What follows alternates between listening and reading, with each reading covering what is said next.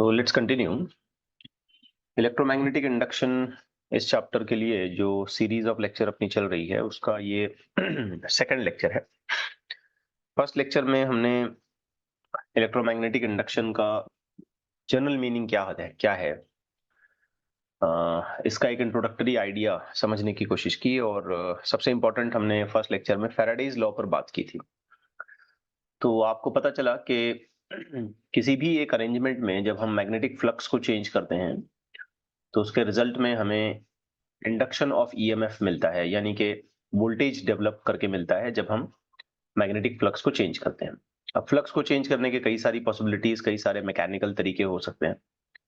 फिर हमने ये पाया कि जब हम फ्लक्स के रेट ऑफ चेंज को ज्यादा मैग्नीट्यूड से करें या फ्लक्स का रेट ऑफ चेंज जो है ये काफी फास्ट करें, not by magnitude rather I must say fast करें, तो हम ये देखते हैं कि इंड्यूस्ड ईएमएफ का मैग्नीट्यूड भी बढ़ जाता है। तो इन सभी बातों को हमने कंसाइसली एक सिंगल मैथमेटिकल इक्वेशन से लिखने की कोशिश की, and that is d phi by D t, where flux if we just represent, so ये बन जाएगा N A B cos of theta, where angle theta is measured between the area vector and the magnetic induction, and area vector is always normal to the given area. तो ये जो मैंने अभी introductory बातें आपके सामने बताई, ये सब पिछले लेक्चर में हमने 1 आवर लेक्चर में हमने इन सभी बातों को कंसिडर किया है, इस पर अच्छा खासा डिस्कशन किया है। तो उसी के कंटिन्यूएशन में आज हम बात करेंगे। सबसे पहले तो कुछ एलिमेंट्री न्यूमेरिकल्स हम देखते हैं फैराडेज लॉ से रिलेटेड। बिल्कुल बेसिक न्यूमेरिकल्स सबसे पहले हम देखेंगे, जो हो सकता है आपके बोर्ड्स के लिए भी आपको हेल्पफुल हो, और सीईटी या नीट में कुछ सिंपल लेवल के अगर क्वेश्चन पूछे जाते हैं तो वो भी आपको काम में आएंगे। So for today let's start with this question. Couple of question I have already made in first lecture, तो उसके आगे के कुछ क्वेश्चंस आज हम लोग देख रहे हैं। So shall we continue with this? Yes. Okay, now we have been provided a conducting loop और इसका एरिया हमको गिवन है, और ये ऑलरेडी बताया जा रहा है कि मैग्नेटिक फील्ड के साथ नॉर्मल है। मतलब एरिया वेक्टर और मैग्नेटिक फील्ड में कोई एंगल नहीं है। अब मैग्नेटिक इंडक्शन जो है हम ये 2 वेबर पर मीटर स्क्वायर से रिड्यूस करते हैं 1 वेबर पर मीटर स्क्वायर पर। So there is a change in 2 seconds. 2 second में हम ये काम करते हैं, तो कितना ये इंड्यूस होगा ये बताएं। सबसे पहले तो एक छोटा सा डायग्राम मैं आपको यहाँ रिप्रेजेंटेशन के लिए बनाता हूँ कि थोड़ा सा यू में से काइंड ऑफ रिवीजन भी हो जाएगा। तो ये एरिया है, इसका वेक्टर अगर हम बनाते हैं बेटा तो ये एरिया वेक्टर ऐसे ऊपर की तरफ जाएगा। मैग्नेटिक फील्ड करंट सिचुएशन में जैसे बताया जा रहा है वो ये है, ये मैग्नेटिक फील्ड है। इट इज क्लियरली स्टेटेड कि मैग्नेटिक फील्ड जो है एरिया के ऊपर नॉर्मल लगाया है। अब यहाँ ध्यान से देखें तो आपको पता चलेगा कि एरिया वेक्टर और मैग्नेटिक फील्ड में एंगल कितना बन रहा है, 0 डिग्री। अब आते हैं फ्लक्स पे। So E is equal to, हमारे पास जो इक्वेशन है वो है D phi by D T. Let's write D by D T as N A B, because cos theta हमने ऑलरेडी cos 0 कर दिया है, तो that will become 1। Okay, because cos of 0 हो जाएगा 1। नाउ नंबर ऑफ टर्न्स तो इसमें हम कोई चेंज नहीं कर रहे हैं, एरिया का मैग्नीट्यूड भी हम कोई चेंज नहीं कर रहे हैं। तो जिस चीज पर हम लोग चेंजेस लेकर आ रहे हैं वो सिर्फ मैग्नेटिक इंडक्शन है। तो let me write this as D B by D T. अब ध्यान से देखें बेटा, पहले मैग्नेटिक इंडक्शन कितना था, 2, और बाद में वो कितना हो गया, 1। इसका सीधा मतलब है कि डीबी यानी कि चेंज अगर हम निकालते हैं तो 2 - 1 इट्स 1। फिर आपको ये देखना है कि यहाँ पे कितना टाइम लगा, तो ये हमने 2 सेकंड में किया। बस आइए काम पूरा करते हैं। So E is equal to N is 1, area is 2 metre square, D B का वैल्यू 1 है, और टाइम कितना लगा, 2 सेकंड। कैलकुलेशन के बाद हमें आंसर मिलता है 1 volt. That's it. Getting it right? So it's just a very introductory question to go for. आसान सा क्वेश्चन, समझ आ गया बच्चों? Yes, sir. Yes, sir. Let's take another one. I must say here that कि आप थोड़ा सा जल्दी रिस्पॉन्स करें, क्योंकि न्यूमेरिकल्स अगर हम जल्दी से खत्म कर लेते हैं तो मैं एक बड़ी इंटरेस्टिंग कंसेप्ट पर आज बात करूंगा. That is all about the Lenz's law. Faraday's law के आगे लेंजेस लॉ, इस पर भी हमको बात करना है. Well, what is given? एक कंडक्टिंग वायर है 20 सेंटीमीटर लॉन्ग. हमने इसको बेंड किया रेक्टेंगुलर लूप में with the dimensions 6/4. Magnetic field में रखा 0.5 टेस्ला की. Within 0.1 second the loop has been changed to a square loop.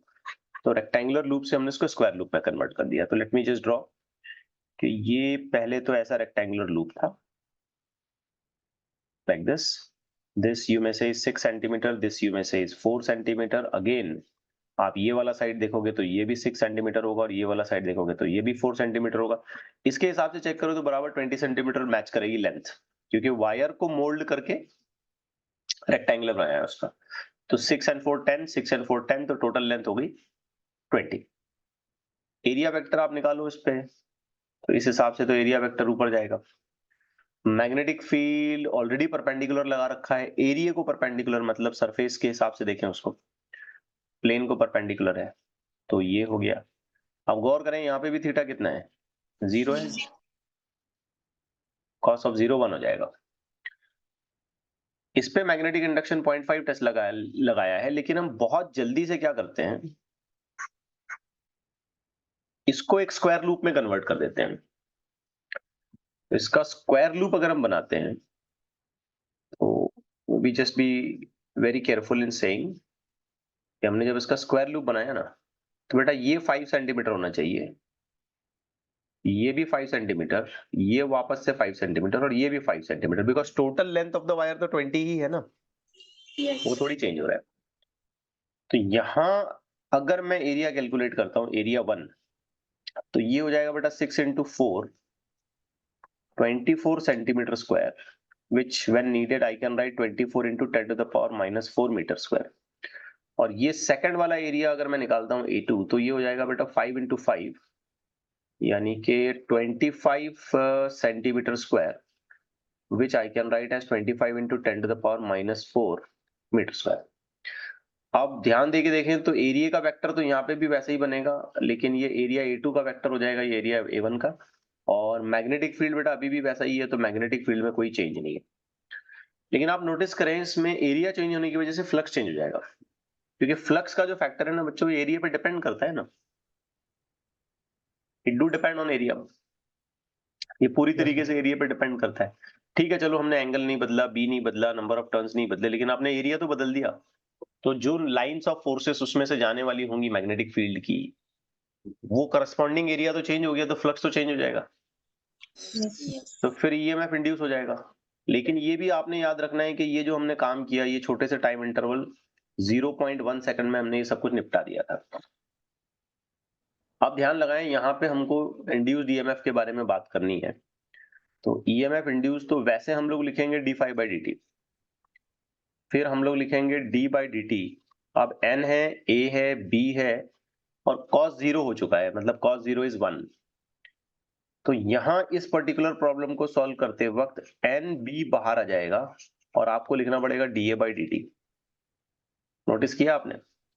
Yes. जो चीज चेंज हो रही है उसी का तो आप रेट लगाएंगे. अल्टीमेटली फ्लक्स चेंज हो रहा है, लेकिन किस अंदाज से, किस तरीके से, क्या नंबर ऑफ टर्न्स चेंज हो रहे हैं, क्या एंगल चेंज हो रहा है, क्या मैग्नेटिक फील्ड चेंज हो रही है, इन तमाम बातों को आपने सोचना है. अब देखो n तो 1 है, इसमें कोई लूप में चेंज नहीं आया.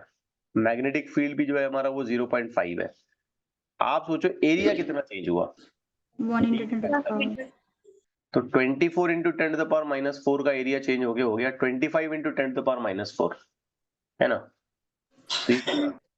1 into 10 to the power -4. कितने टाइम में हुआ? 0.1. 1.6. तो ओवरऑल लेवल पे कैलकुलेशन जब आप पूरा कर लेंगे तो ये हो जाएगा 5 into 10 to the power minus 4 volt. Correct है? ये 0.1 को 1 कर दिया, ये 5.5 को 5 कर दिया, -4 तो जैसा है. अच्छा, अब यही क्वेश्चन हमने सॉल्व करना है. इफ वी assume कि हमने इसको सर्कल में कन्वर्ट किया, सर्कल में। तो बच्चों अगर मैं इसको सर्कल में कन्वर्ट करता हूं तो पहली सिचुएशन तो जो कि तू है, मैं पहली सिचुएशन अब दोबारा ड्रॉ नहीं करता हूं, बस उसका मैग्नीट्यूड यहाँ पे मैं मेंशन कर लेता हूं कि पहले वाला एरिया अपना था 24 इंटू 10⁻⁻⁴ मीटर स्क्वायर। लेकिन आपने इसको सर्कल में कन्वर्ट कर दिया। बेटा जब आप इसको सर्कल में कन्वर्ट करोगे तो it will look like this.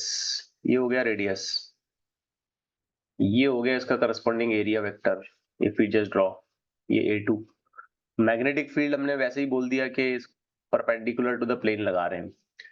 But बेटा जब हम लोग एरिया कैलकुलेट करेंगे ना A2, तो ये तो होगा πr²। Yes. सोचें जरा। अब क्वेश्चन ये आएगा कि आप r कहां से लाओगे। तो आपको ये पता होना चाहिए कि ये सब शेप बनाने से पहले ना ये एक वायर थी और उस वायर की लेंथ थी 20 सेंटीमीटर, जैसे कि हमें क्वेश्चन में बिल्कुल साफ साफ स्टेटेड है। A conducting wire 20 centimeter long. Now it is being bent either in the form of a rectangle or either in the form of a square. Now in the form of a circle.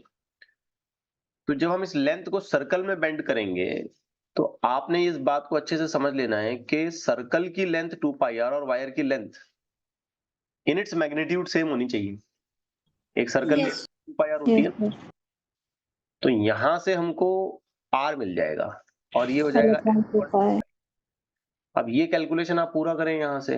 So A2 will be equal to pi into r का square, so that will become L square divided by 4π². Now let's continue with the calculation of A2. Pi तो अपना हो गया 3.14, L कितना है 20, तो ये होगा 20 इंटू 20 इंटू 10⁻⁻⁴। डायरेक्टली -4 कर दो, टेंशन मत लो वहां पे, क्योंकि 20 सेंटीमीटर है तो वो मीटर में करोगे तो -2 -2 -2 -4 हो जाएगा। अब नीचे देखो, मैं अगर गलत नहीं लिखता हूं तो ये 40 हो जाएगा। आप सोचो तो सही, क्योंकि π² is very Pascal 10. π² is very near to 10, तो उसका 0 लगाओ, ये 4 जैसे वैसा। बस हल्का फुल्का कैलकुलेशन रिक्वायर होगा। ये 20 कटेगा, ये आएगा 2, ये 2 कट जाएगा, ये हो जाएगा 10। ये 10 से आपने यहाँ एडजस्ट कर लिया तो आपको जो A2 मिलेगा वो मिलेगा 31.4 इंटू 10⁻⁻⁴ मीटर स्क्वायर। आप इससे फिर काम चलाओ आगे का। अब आपने यहाँ DA निकाल लेना है कि भाई चेंज ऑफ एरिया कितना है, सॉरी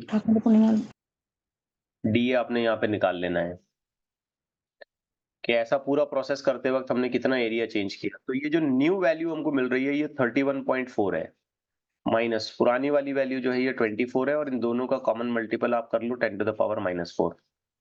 तो ये कितना आ गया DA, डिफरेंस ले लो आप यहाँ पे, 7.4 हो गया ना ये, इंटू 10⁻⁻⁴। अब वही काम आप यहाँ पे करें, आप यहाँ पे एरिया चेंज कर रहे हो तो ख्याल रहे एरिया चेंज करने से ना अल्टीमेटली फ्लक्स चेंज हो जाता है। समझ आ रही है बच्चों बात? लेक्चर नंबर 1 आपके जहन में है, ये सब मैं अज्यूम करते हुए इन तमाम बातों को आपके सामने रख रहा हूँ। करेक्ट हो रहा है? Yes. तो लेट्स कंटिन्यू विद दैट कि हम E लिख लें, change of flux with respect to time. मैं इस कहानी को पूरा लिखता हूँ, NAB cos 0 will become 1, तो we can just continue. N और B बाहर आ जाएंगे और हमारे पास चलेगा DA/dt। नंबर्स पुट अप कर लें, टर्न्स 1 है, B 0.5 है, DA हमने अभी भी निकाला, दैट इज 7.4 इंटू 10⁻⁻⁴ है, और ये टाइम जहां तक मुझे याद है ये 0.1 है। करेक्ट है, क्योंकि बोला है इसने ये सारा काम हम जो है 0.1 सेकंड में कर लेते हैं। तो ऑन दैट वे E का आंसर आ जाएगा, ये 0.5 कर दें, 7.4 इंटू 5 कर दें आप, कितना होगा ये 37 इंटू 10⁻⁻⁴ वोल्ट। तो आपने देखा कि शेप जैसे ही चेंज हो गया ना इसका, तो उसका जो मैग्नीट्यूड बन रहा है वो कितना लार्ज स्केल में चेंज हो गया। तो we should be properly handling the situation. ठीक, let's take the another question. अब एक साथ भी बहुत सारी चीजें चेंज हो सकती हैं यहाँ पे, ये बस फंडामेंटल क्वेश्चंस हैं, अभी इस चैप्टर के बहुत डिटेल में हमको जाना है, जस्ट अ सेकंड लेक्चर। जहां पे मैंने आपको सिर्फ इसका पहला पार्ट पढ़ाया है कि फैराडेज लॉ क्या कहता है, और ये क्वेश्चन मैं फौरन ही उसके साथ जोड़ के ले रहा हूँ, बाद में ये काफी टिपिकल होते जाएंगे। So don't assume that this just going to end here, ऐसा नहीं, ये बिल्कुल इंट्रोडक्टरी लेवल पे ये सारी बातें चल रही हैं। यहाँ पे मेरा इंटेंशन सिर्फ आपके जहन में ये बिठाना है कि आप फ्लक्स को अलग अलग तरीके से चेंज कर सकते हैं, और जब भी आपने फ्लक्स को टाइम रेट के साथ चेंज किया तो आपको उसके रिजल्ट में इंड्यूस्ड ईएमएफ देखने को मिलेगा। Let's start with the next question. Wire we have is 88 centimeter long and now it is bent into a circle and kept in the magnetic field of induction 2.5 Tesla in 0.5 second. It is changed to a square. तो ये reverse है मामला, अभी हमने square से circle में किया था, अब सर्कल से स्क्वायर में करेंगे। And then we are also increasing the magnetic induction from 2.5 to 0.5 Tesla. तो फिर इंड्यूस ईएमएफ क्या है निकालो बड़ा, अब ये लंबा चौड़ा काम है। देखो, सबसे पहले तो आप ये सोचेंगे कि आपके पास एक वायर थी, टोटल लेंथ कितनी हो गई उसकी 88 सेंटीमीटर। अब इस वायर का आपने पहले तो सर्कल बनाया, सर्कल का कुछ रेडियस रहा होगा, बिना किसी टाइम पास के हम डायरेक्ट बोल सकते हैं 2 pi r is equal to L, therefore r is equal to L upon 2 pi। Correct है बात? Yes. यहाँ पे बेटा आप इसका एरिया वेक्टर दिखा सकते हो, ये एरिया वेक्टर हो गया। मैग्नेटिक इंडक्शन जो कि वैसे तो कुछ बताया नहीं है कि भाई कैसे लगाया magnetic induction, but we will just assume that it is being applied perpendicular, otherwise कोई एंगल गिवन होता तो यहाँ ये B1 बोलना पड़ेगा, ये आप ध्यान में बिठाओ। You have to say B1 now because we are using two different magnetic inductions, 2.5 and then later on उसको इंक्रीज करके 0.5 इंक्रीज करके 3 कर रहे हैं। ठीक है ना, इस पर हम बाद में बात करेंगे। बहरहाल फिलहाल तो हम जो मैग्नेटिक इंडक्शन लगा रहे हैं वो तो B1 हो गया। तो the first part I want to make calculation of area and that is pi R square. So A1 is equal to pi, R का वैल्यू आप यहाँ पे पुटअप करो तो ये हो गया L square divided by 4 pi square. Let's just continue with this. This is 3.14. 88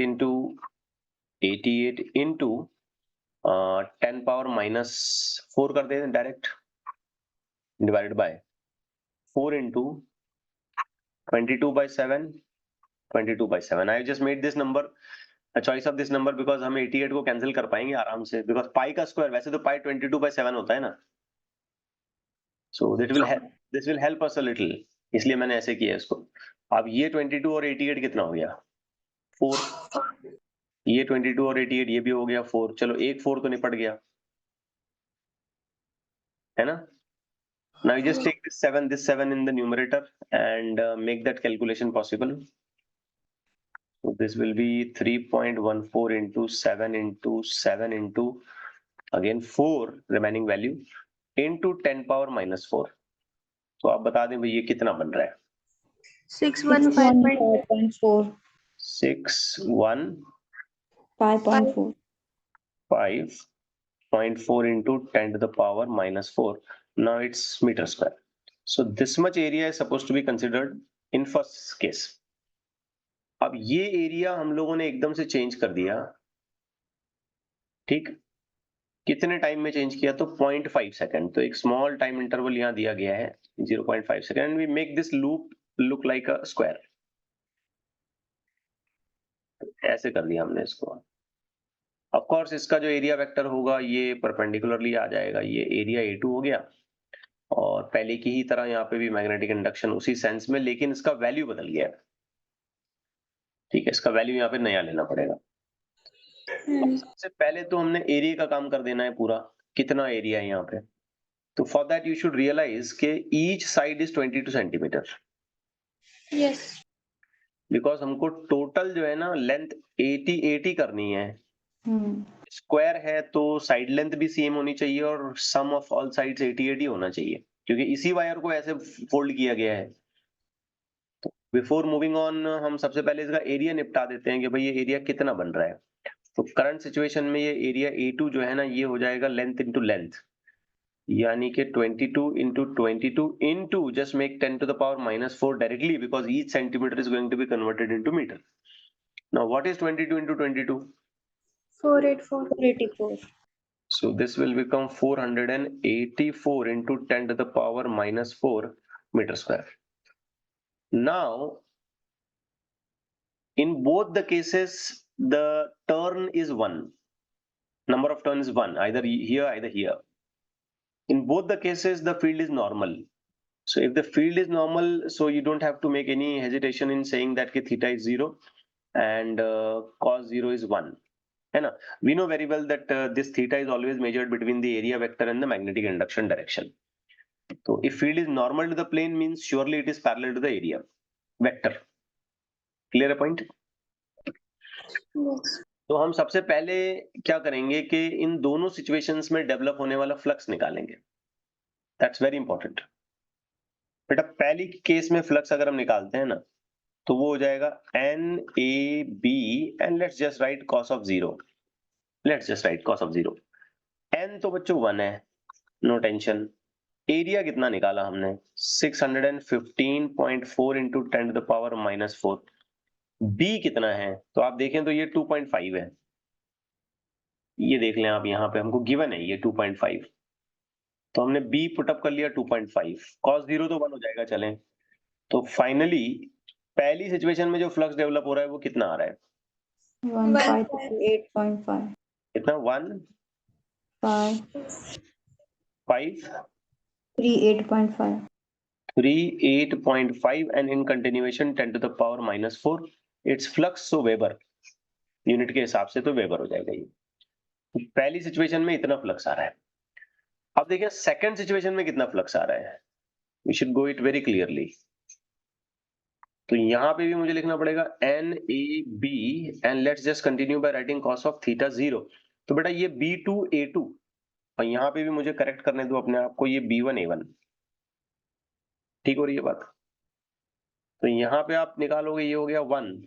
area हमने अभी अभी मेंशन किया 484 10 टू द पावर माइनस 4. अब B2, तो B2 कितना है? तो इसके लिए क्वेश्चन का स्टेटमेंट ध्यान से पढ़ो. वो कह रहा है कि फ्लक्स पहले, सॉरी मैग्नेटिक इंडक्शन पहले था 2.5 और उसको इंक्रीज किया 0.5 से. तो इन दोनों का एडिशन करना पड़ेगा ना.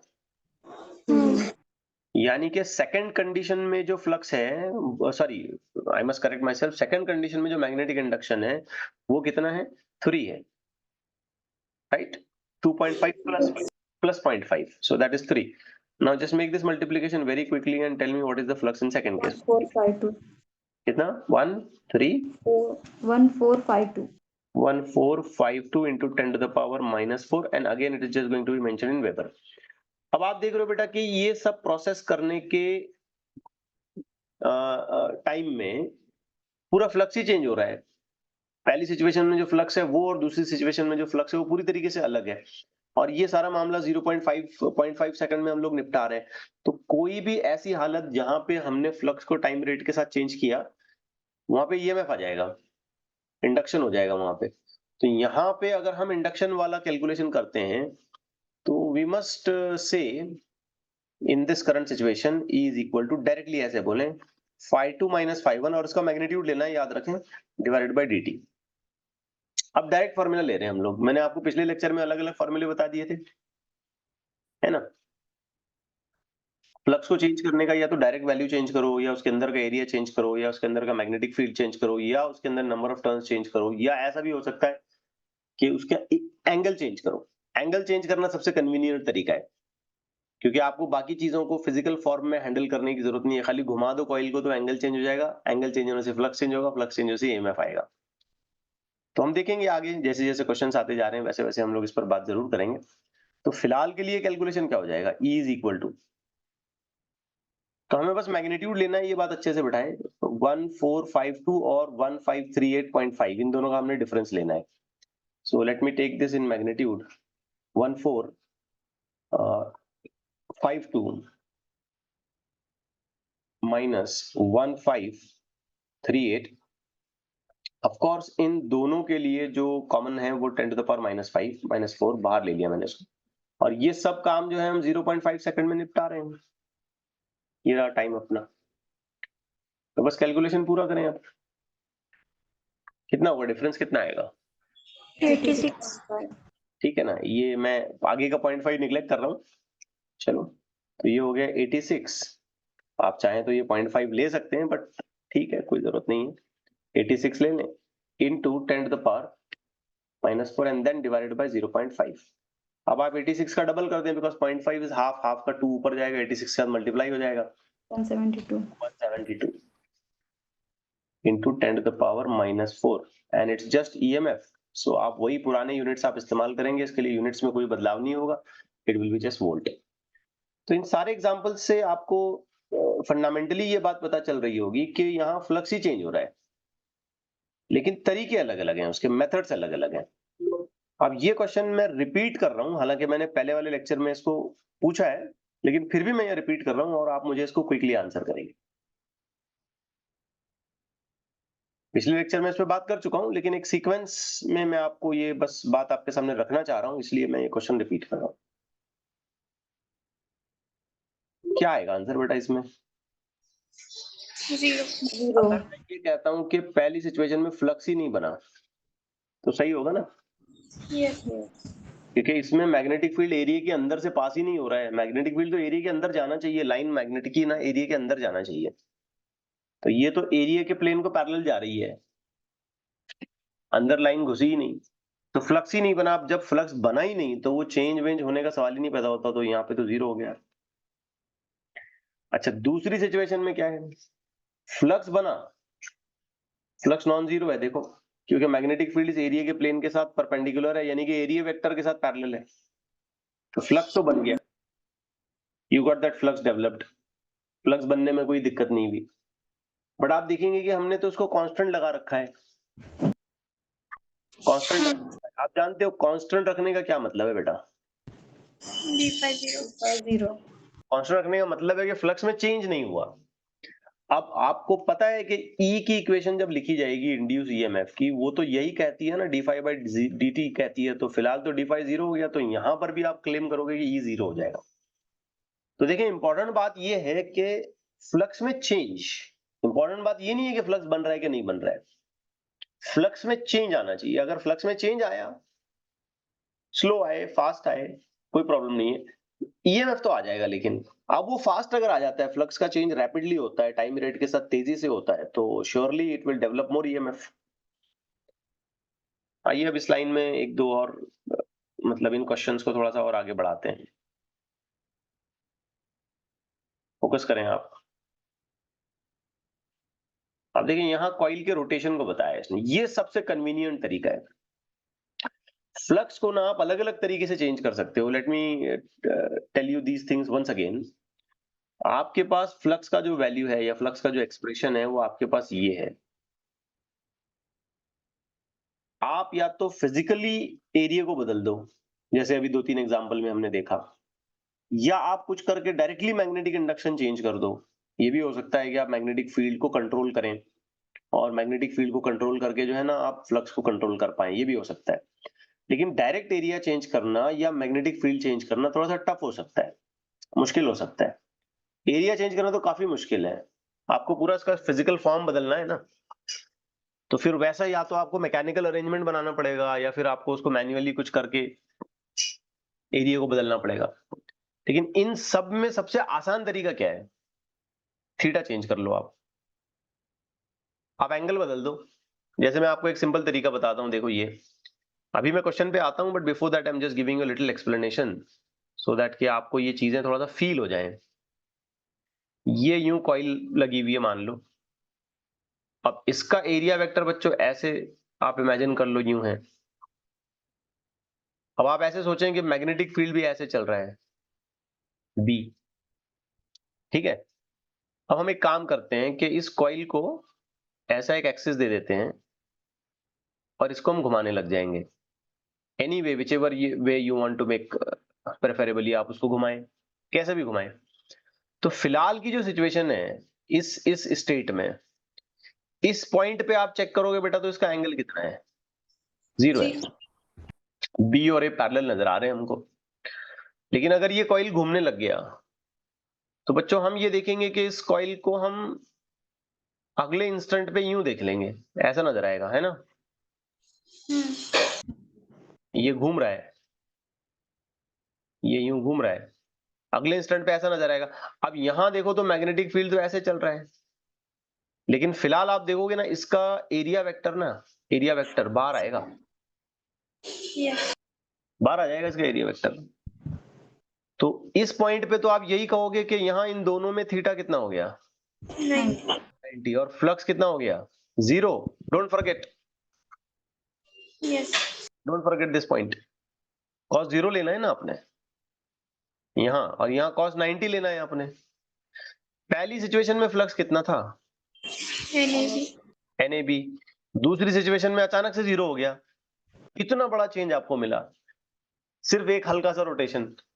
तो एरिया वेरिया बदलना, डायरेक्ट मैग्नेटिक फील्ड बदलना, ये हेक्टिक हो सकता है, बहुत सारे अरेंजमेंट्स आपको करने पड़ेंगे। ये तो खाली आपने घुमा दिया बस। अब आप ये हाथ से घुमाएं, पैडल करें, या किसी वाटरफॉल का इस्तेमाल करें, या विंड के ब्लो का इस्तेमाल करें, आप कुछ भी कर लें आप, ठीक है। रिन्यूएबल सोर्स ऑफ एनर्जी इस्तेमाल कर लें, पानी गिराने लग जाएं आप डैम के ऊपर से, तो भी वो घूम सकती है ब्लेड उसकी, कॉइल की।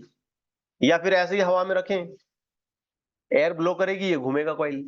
तो आपको तो कुछ नहीं करना, खुद से हो रहा है ये। लेकिन आपको रिजल्ट फैंटास्टिक मिलेंगे ना इसमें। आपने देखा भाई फ्लक्स चेंज हो गया, फ्लक्स चेंज हो गया तो आपका काम हो गया ना, निपट गया ना काम। जैसे ही फ्लक्स चेंज होगा क्या होगा, EMF. ईएमएफ आएगा। और अगर ये घुमाना हमने कंटिन्यू रखा तो ये एंगल वापस से 180 बनाएगा। 90 के बाद घूम के ऐसा हो जाएगा ना, यूं यूं था, यूं हुआ, फिर यूं हो जाएगा 180, और ज्यादा फ्लक्स चेंज होगा।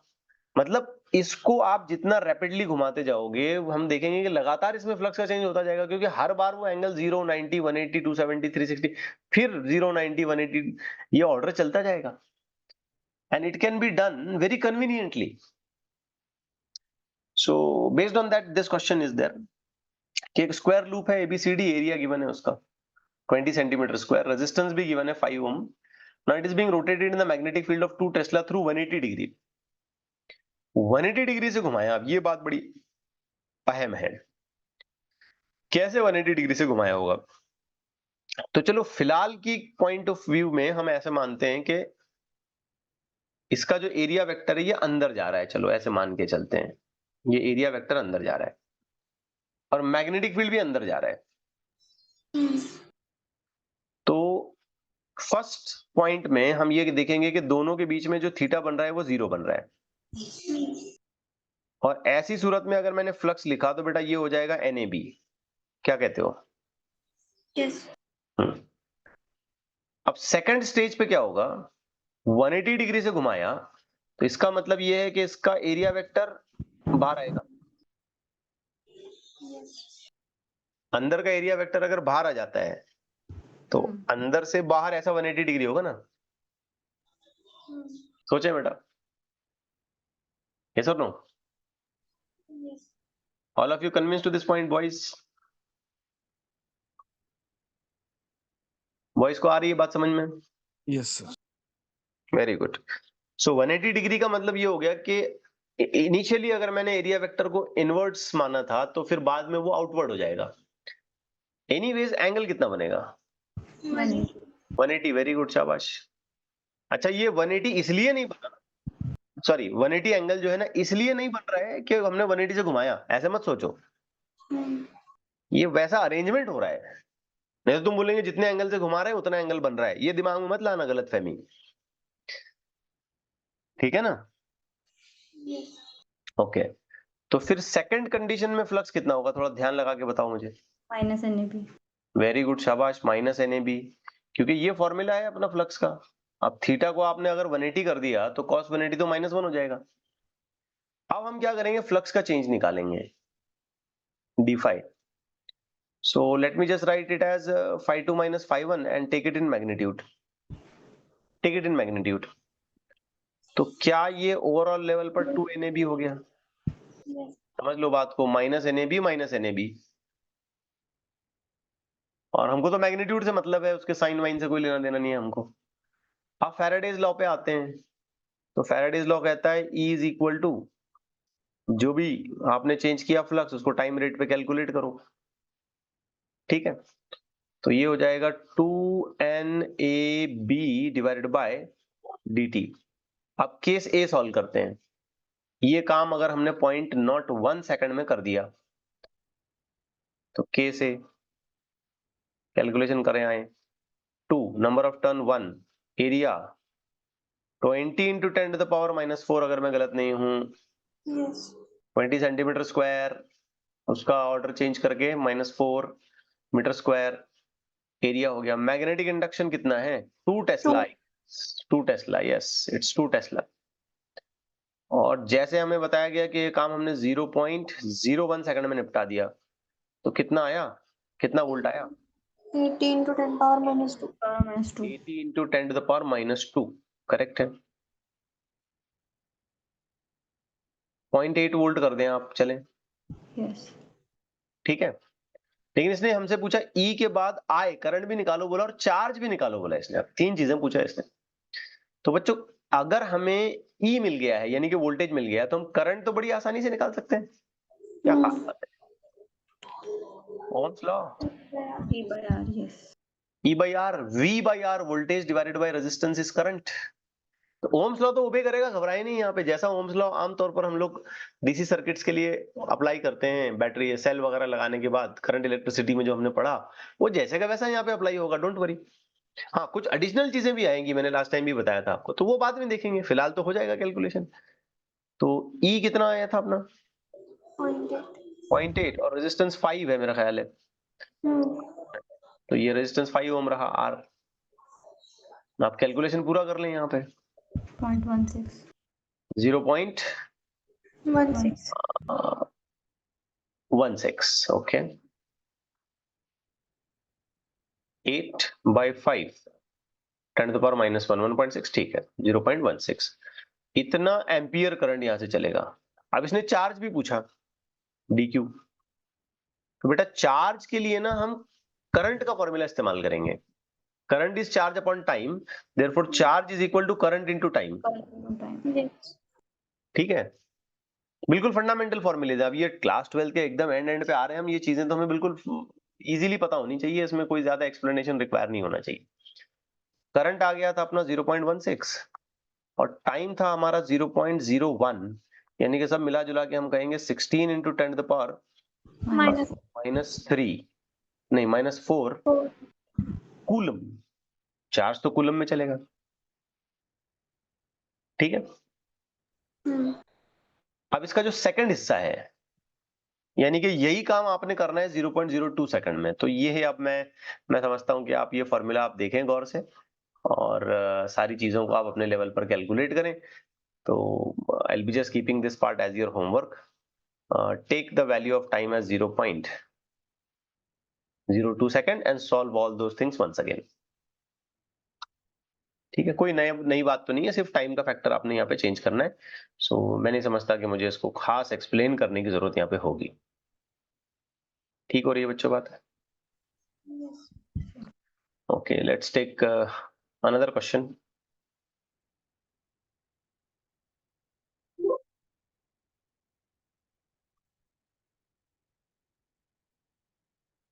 Now the magnetic flux threading a metal ring. Threading का मतलब यहाँ पे वो अंदर घुस रहा है, अंदर जा रहा है, ऐसा मानेंगे। Varies with time t according to relation phi is equal to this much. ठीक है, where a का value is given to us and b का value is given to us. The resistance is 3 ohm. Determine maximum current induced in the ring during the interval of time t is equal to 0 to time t is equal to 2 second. कितना current आएगा ऐसे पूछा, in fact maximum current कितना आएगा ये पूछ रहा है। If the interval of 0 to 2 second is provided to us. तो आए सबसे पहले हम यहाँ ये देखेंगे कि इस पूरे प्रोसेस में ईएमएफ कितना आता है, बाकी करंट वरंट की बाद में बात करते हैं। तो if you try to solve for EMF what we have, पहले फाई की इक्वेशन ठीक ठाक बना लें। 3, ए का वैल्यू हमें 2 बताया है तो ये हो जाएगा बेटा 2t³ माइनस बी का वैल्यू हमें 6 बताया है तो ये हो जाएगा 6t²। तो बेटा फाई हमको मिलेगा 6t³ माइनस 18t², करेक्ट है, by unit tesla metre square. वैसे देखो तो सिर्फ वेबर है, टेस्ला वेबर पर मीटर स्क्वायर होता है, तो मीटर स्क्वायर कट के आप वापस वेबर पे आ भी सकते हो, नो इश्यूज। अब बाकी की बातें बाद में करते हैं, पहले ये पता करते हैं कि ईएमएफ कितना एक्सपेक्टेड है। So if we go for EMF, we have E is equal to d phi by dt। अब यहाँ पे मैथमेटिकल रीअरेंजमेंट है, कोई अलग से एरिया या कोई अलग से बी वगैरह का कैलकुलेशन आपने नहीं करना है। आपको फ्लक्स का टाइम डिपेंडेंट इक्वेशन गिवन है और D phi by D T का सीधा मतलब हो गया यहाँ पे कि आपने इसको डिफरेंशिएट करना है। तो इसको सीधे सीधे डिफरेंशिएट कर लें आप। इसको डिफरेंशिएट करेंगे तो आई होप आपको मिलेगा 18 T square T square minus 3060 correct है।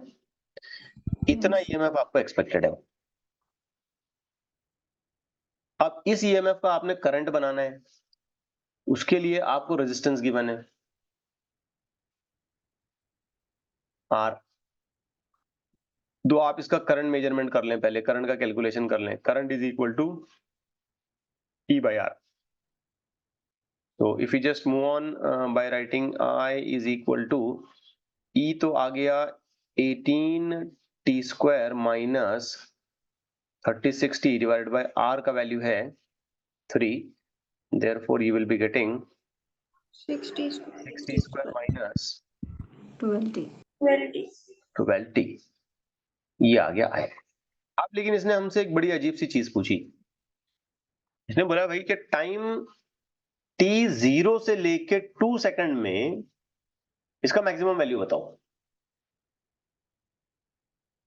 तो हम थोड़ा सा परेशान हो सकते हैं यार, कैसे?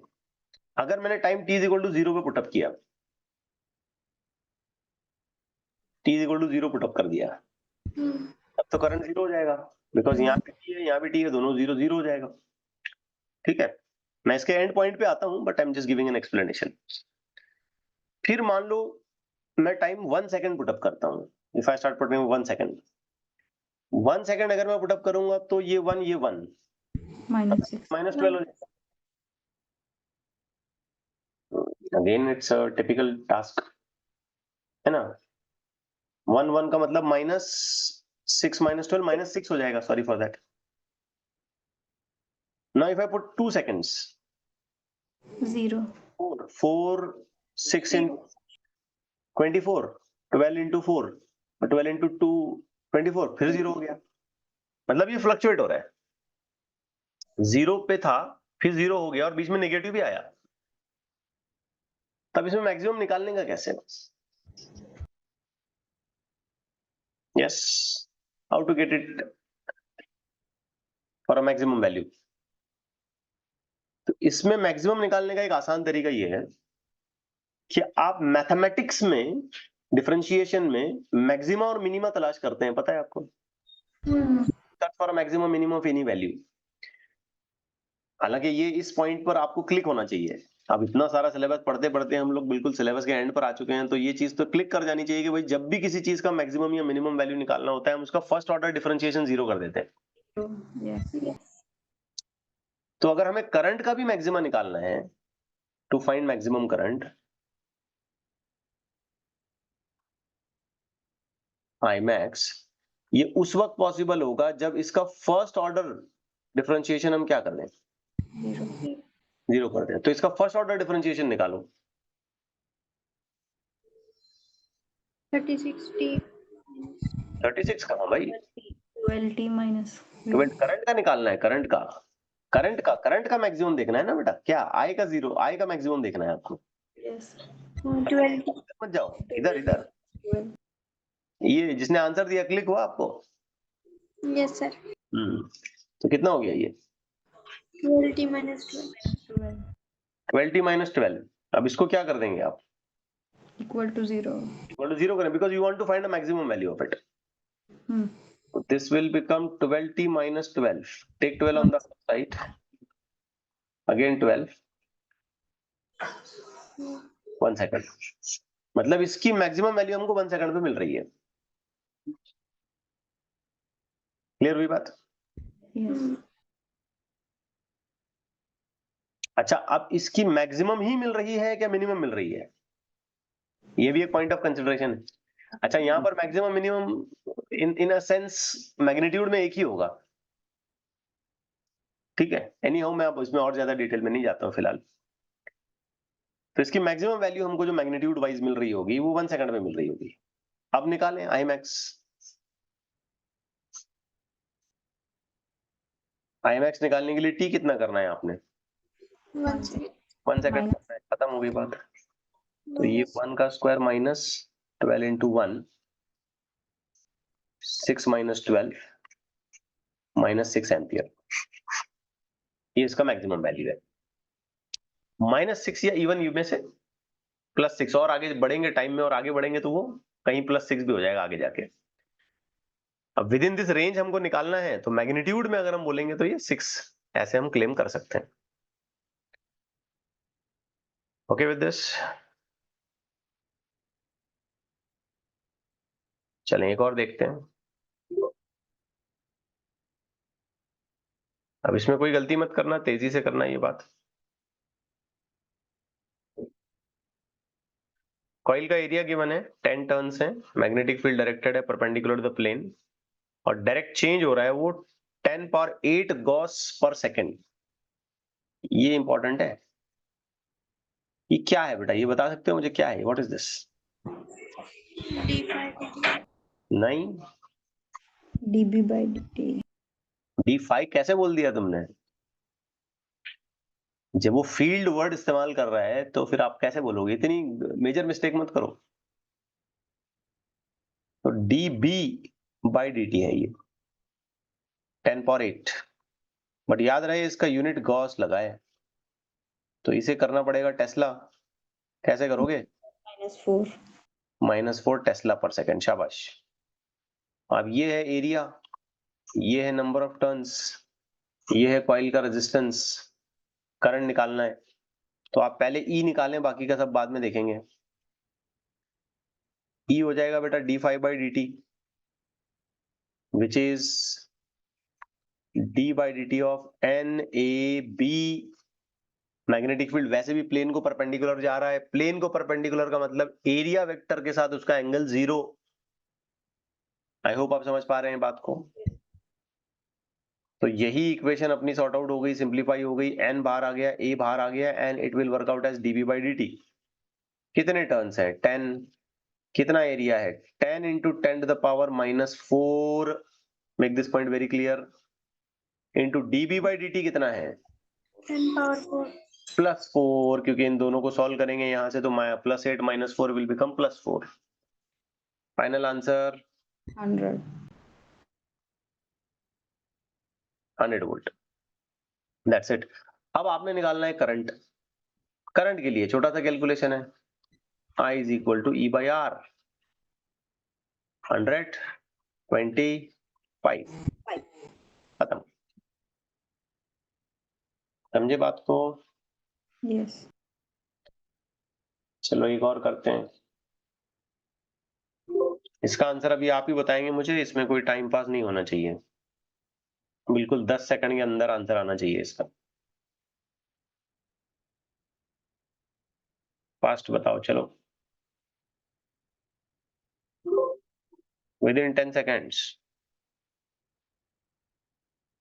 72. 72 volt.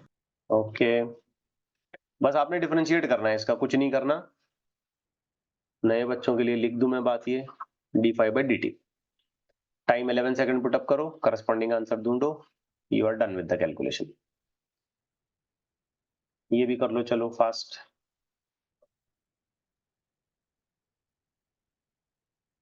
तेजी से करो।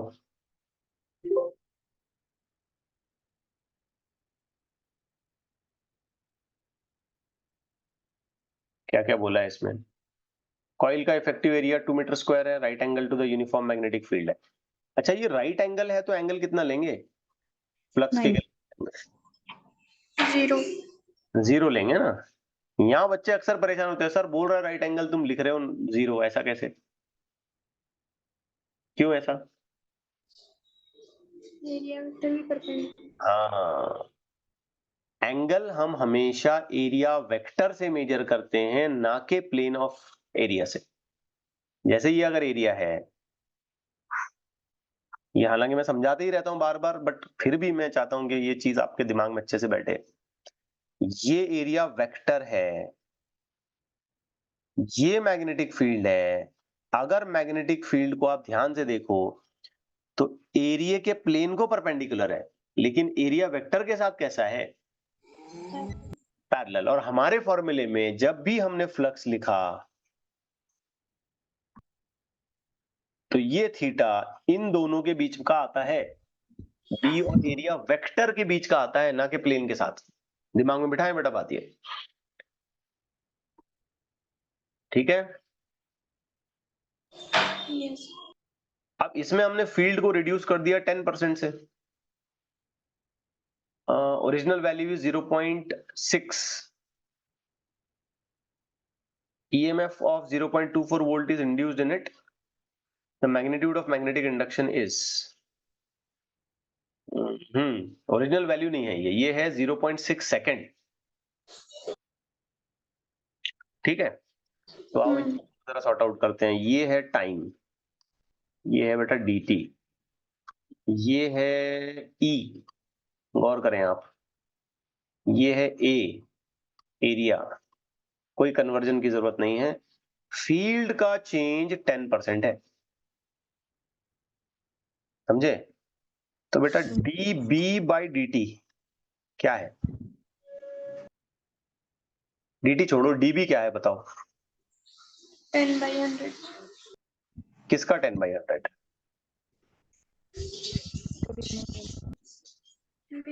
B का। ऐसे लिखें इसको, चलो आपको समझ में आए इसलिए। dB is 10% of B। Original जो मैग्नेटिक फील्ड है उसका 10% चेंज हो रहा है, Yes.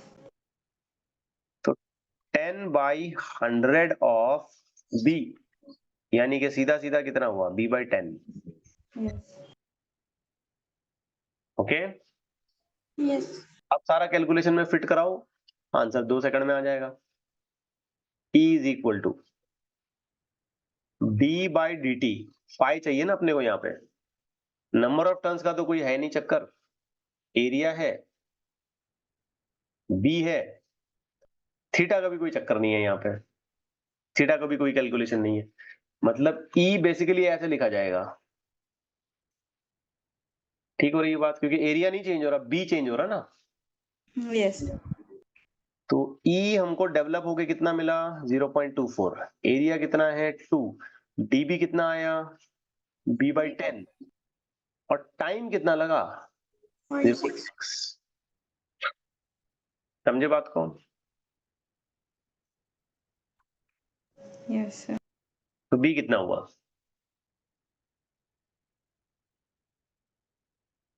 Zero 0.24 multiplied by 3।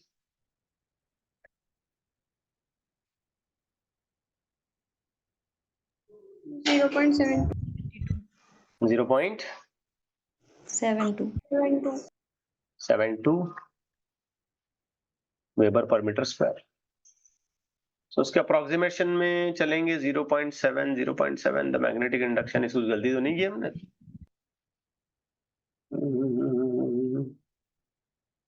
Option मैंने कहीं और से दूसरे तो नहीं ले लिए?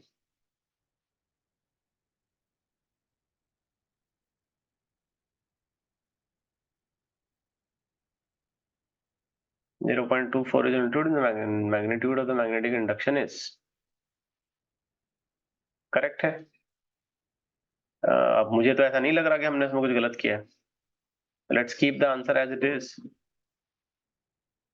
Magnitude of magnetic induction, let's keep the answer as it is, 0.72 weber पर मीटर स्क्वायर।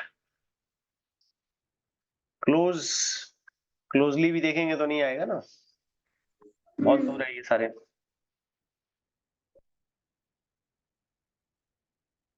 ठीक है, कैलकुलेशन में तो कोई मिस्टेक नहीं है। Anyhow, let's take one more question, last एक क्वेश्चन देखते हैं आज के लिए। अब वैसे मैंने ऐसे सोचा था कि लेंजेस लॉ पर कुछ बात की जाए, बट न्यूमेरिकल्स करते हैं हमको टाइम ज्यादा हो गया। एनीहाउ, अगली क्लास में हम लेंजेस लॉ पर होपफुली जरूर बात करेंगे।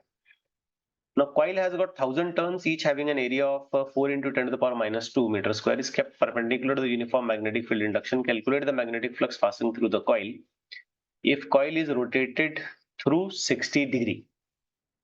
Coil 60 डिग्री से घुमाया गया, ये बात समझे आप, ठीक है ना? तो मैं समझने के लिए आपको एक डायग्राम बना के दिखाता हूं। यहाँ पे ये कॉइल है, ये इसका एरिया वेक्टर है, ये मैग्नेटिक इंडक्शन है पहले से लगा हुआ, तो दोनों पैरेलल है। बाकी वो 100 टर्न्स ये वो सब अपनी जगह पे। अब ये कॉइल हमने घुमा दिया, let me consider the rotation like this, ठीक है? मैग्नेटिक इंडक्शन पहले की तरह ऐसे सीधा था और कॉइल घुमा दिया आपने, अब तो एरिया वेक्टर भी घूम जाएगा ना उसका, Yes. 60 हो गया। अब दोनों में एंगल कितना हो गया? 60. 60 हो गया, क्योंकि पहले पैरेलल थे, तो जितने एंगल से घुमाया उतना एंगल बना। अगर पहले परपेंडिकुलर होते और 60 से घुमाता तो एंगल 30 बनता। Yes. समझो, ये पोलराइजेशन में हम लोग बहुत ज्यादा सॉल्व करते थे, Yes. पोलराइजेशन में। हाँ, तो जरा केयरफुल इस बात पे रहना चाहिए, डायरेक्टली 60 नहीं ले लेना चाहिए, सोच समझ के बाकायदा देखना चाहिए कि एंगल कितना बन सकता है। तो फिलहाल तो 60 बनेगा क्योंकि पहले से दोनों पैरेलल थे। अब फ्लक्स निकालें आप, एन ए बी और थीटा, चलें, N 1000 A 4 into 10 to the power minus 2, b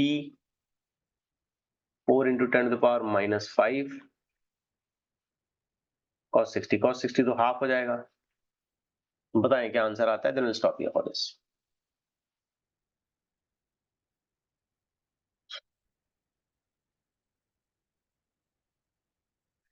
yes, 8 into 10 to the power minus 3.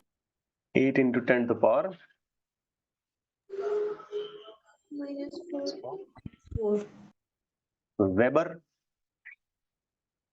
Tesla metre square, ये भी यूनिट चल सकता है, याद रखो। एनीवे फिलहाल वेबर है, तो ये आंसर आ गया इसका। तो आज के लेक्चर में हमने ऐसा ज्यादा कुछ खास हम नहीं देख पाए। Any how theory I just planned कि कुछ थियोरी मैं आपको ले लूं, but at this point theory को डिस्कस करना is not adequate. Lenz's law समझने के लिए हमको पूरा एक लेक्चर देना उसके लिए जरूरी होगा, पूरा 1 आवर लेक्चर, या मान लीजिए 45 मिनट्स तक कम से कम हमको उस पर टाइम देना पड़ेगा। तो होपफुली अगली क्लास में इसके आगे हम लोग कंटिन्यू करते हैं। तो आज के लिए इतना काफी है, यहाँ पे हम रुक जाते हैं।